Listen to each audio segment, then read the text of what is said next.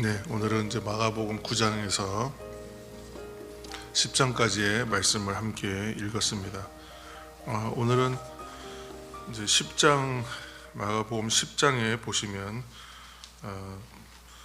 부자 청년에 대한 이야기가 나옵니다. 그래서 그 내용이 좀 중심해서 오늘 말씀에 은혜를 나누고자 합니다. 마가복음 10장에 나오는 이제 주된 이야기 가운데에 등장하는 인물이 한 명 있는데 바로 이제 부자 청년이라고 이제 해석할 수 있는 사람에 대한 얘기, 부자에 대한 이야기인데 이 사람은 결국 예수님의 말씀대로 이제 결론적으로는 따르지 않았기 때문에 우리에게는 부정적 이미지 또는 실패한 이미지로 이제 각인되어 있어요. 그런데 사실 이 사람의 삶이 어떠했는가 그의 말에 이제 비추어 보았을 때 보면 그 삶이 방탕하지 않았다. 그리고 그 사람의 삶은 의롭게 살고자 애쓰는 사람이었다는 것을 우리가 알 수 있습니다. 그러니까 굉장히 의롭고 경건하게 살려고 하는 열심이 있는 사람이고, 또 자기가 돈이 많다고 해서 세상에서 방탕하게 살았느냐, 전혀 그렇지 않았다는 거예요. 그래서 말씀 한 절을 볼 때에 10장 17절 말씀 한 절 읽겠습니다. 10장 17절, 그게 이제 처음에 나와서 등장하는 장면입니다. 10장 17절, 예수께서 길에 나가실새 한 사람이 달려와서 꿇어 앉아 묻자오되 선한 선생님이여 내가 무엇을 하여야 영생을 얻으리이까. 아멘. 굉장히 열심히 있고 경건을 추구하는 사람이었다고 말씀드렸잖아요. 그러니까 율법을 온전히 지켜서 구원에 이를 수 있다, 이제 바리새인들이 주장하는 내용이었어요. 그러니까 충분히 형식으로 본질을 추구할 수 있다고 생각했다는 것이죠. 이제 어제 말씀드린 대로 그 주객이 전도되는 입장입니다, 사실은. 근데 그러다 보니까 자신들의 의 또는 자신들의 경건 또는 공로 이런 것을 통하여 구원을 얻을 수 있다라고 생각했다는 것이죠. 근데 그의 삶은 한마디로 경건한 삶을 추구한 것은 맞고 열심도 있었고 그렇지만은 하나 없었던 게 뭐냐, 지금 이제 이 말씀에서 보는 것처럼 지금 영생이라고 표현했지만 우리들이 좀 잘 쓰는 표현을 하면 구원에 대한 이야기였습니다. 그래서 구원에 대한 확신은 없었다는 거예요. 그러니까 지금 이것이 시사하는 바가 있어요. 부자라는 말도 이제 좀 약간 뭐 해석이 들어갈 수 있지만, 뭐 그제가 부자였느냐 아니었느냐를 떠나서 경건 생활을 굉장히 열심히 하는 사람이었다. 우리로 치면 뭐 교회 생활, 신앙 생활 열심히 하는 사람이었다. 그런데 이 사람이 한 가지 확신이 없는 게 뭐냐면 정작 중요한 구원에 대한 확신, 영생에 대한 확신, 거기에 대한 의문을 갖고 있었다는 거예요. 그러니까 좀 안타까운 부분이 있는 것입니다. 예수님께서는 이미 그 부분에 대해서 질문의 요지가 무엇인지를 잘 단번에 파악을 하세요. 그래서 이제 대답을 하시고 대화가 이어지는데 그에게, 이 청년에게, 청년으로 이제 주석에다 보면 이제 해석하고 있는데, 이 부자 청년이 이제 사는 곳에 마침 예수님께서 오셨다는 이제 얘기를 듣고 그가 나아가서 예수님께 영생을 위한 과제가 있다면 무엇을 해야 됩니까? 하고 이제 질문하게 된 것이죠.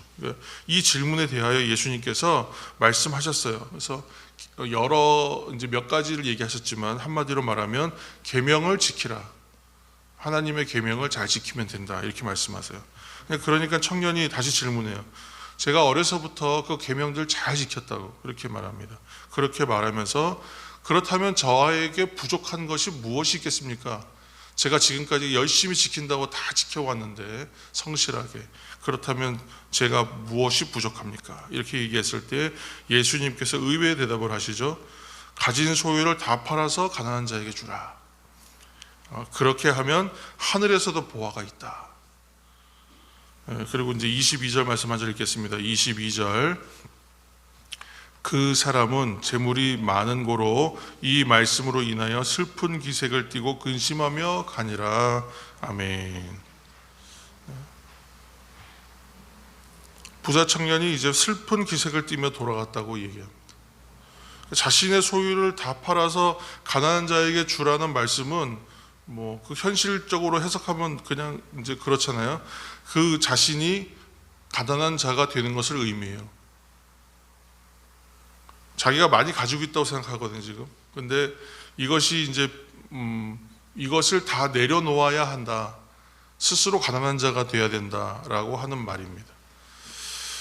성도 여러분, 여기서 우리가 생각할 것은 그래요. 예수님이 부자 청년에게 하신 말씀의 의도를 우리가 잘 좀 이해했으면 좋겠습니다. 예수님께서 하시는 말씀은 부자가 영생을 얻으려면 무조건 소유를 다 팔아서 가난한 자 되지 않으면 안 된다라고 하시는 것이 말씀의 포인트는 아니었죠. 그러니까 27절 말씀 한 절 읽겠습니다. 27절입니다. 예수께서 그들을 보시며 이르시되 사람으로는 할 수 없으되 하나님으로는 그렇지 아니하니 하나님으로서는 다 하실 수 있느니라. 아멘. 예수님은 자기 행위로 할 수 없다. 우리가 무엇을 많이 가졌든 내가 가진 것으로 할 수 없다. 사실은 그 가지고 있는 소유에 대한 본질도 내가 가지고 있다고 해서 내 것이 아니죠, 사실은. 그러한 관점과 생각이 전혀 틀렸다, 방향이 잘못됐다라고 말씀하시는 거예요. 자기 행위로 영생 얻기를 원하는 부자 청년, 또 이 사람의 이야기를 듣고 있는 제자들, 주변에 있는 무리들, 그 사람들에게 동일하게 하시는 말씀이에요. 영생에 대한 바른 진리가 그렇게 생각하는 것과는 다르다라고 말씀하십니다. 예수님 말씀처럼 구원과 영생과 같은 문제들은 전혀 사람의 능력 안에 있지 않다는 것을 좀 짚어주시는 거예요. 그러니까 지금 내가 가지고 있는 많은 것은 그것과는 하등 연관이 없어요. 그것으로 얻을 수 없다는 거예요. 근데 내가 하고 있는 것으로 무언가 얻을 수 있다라고 자꾸 생각하기 때문에 그거 애초에 틀렸다라고 말씀하십니다. 사람이 아무리 율법을 열심히 지켜도 구원을 받을 수가 없다.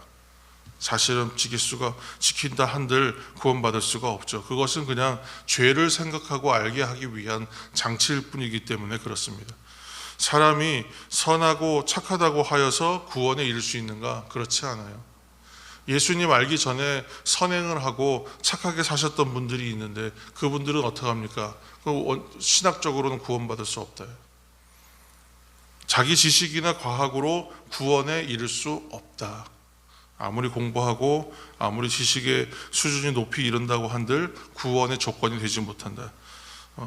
하나님은 그러한 조건으로 구원시키시는 분도 아니요, 내가 가지고 있는 조건과 여건과 환경과 외모와 그것을 보고 오시는 분도 아니라고 우리는 계속 나누어가고 있습니다.